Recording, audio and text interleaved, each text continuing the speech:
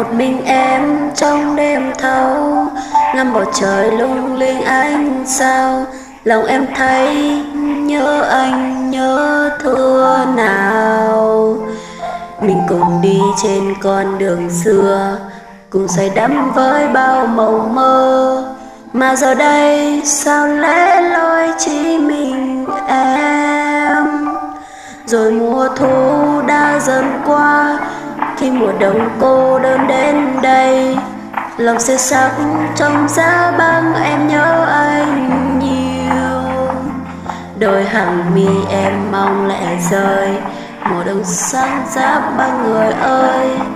Em muốn thêm lên sẽ tan màn đêm.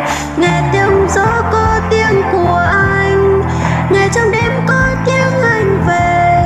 Em giật mình ngỡ như anh đang bên cạnh em. Một lần nữa nước mắt lại rơi, một lần nữa không thấy anh về.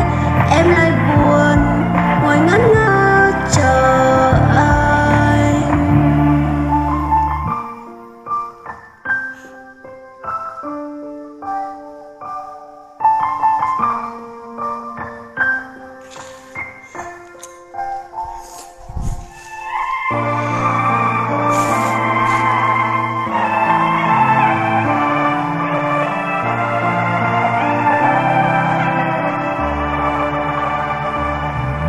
Rồi mùa thu đã dần qua, khi mùa đông cô đơn đến đây.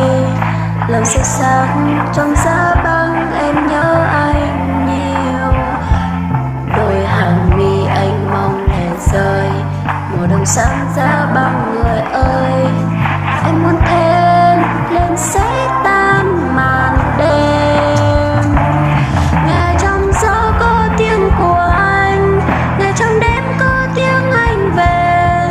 Em giật mình ngỡ như anh đang bên cạnh em. Một lần nữa nước mắt lại rơi, một lần nữa không thấy anh về. Em lại buồn ngồi ngẩn ngơ chờ anh. Nghe trong gió có tiếng của anh, nghe trong đêm có tiếng anh về. Em giật mình ngỡ như anh đang bên cạnh em. Một lần nữa nước mắt lại rơi, một lần nữa không thấy anh về. Em lại buồn ngồi ngẩn ngơ chờ anh. Em lại buồn ngồi ngẩn ngơ chờ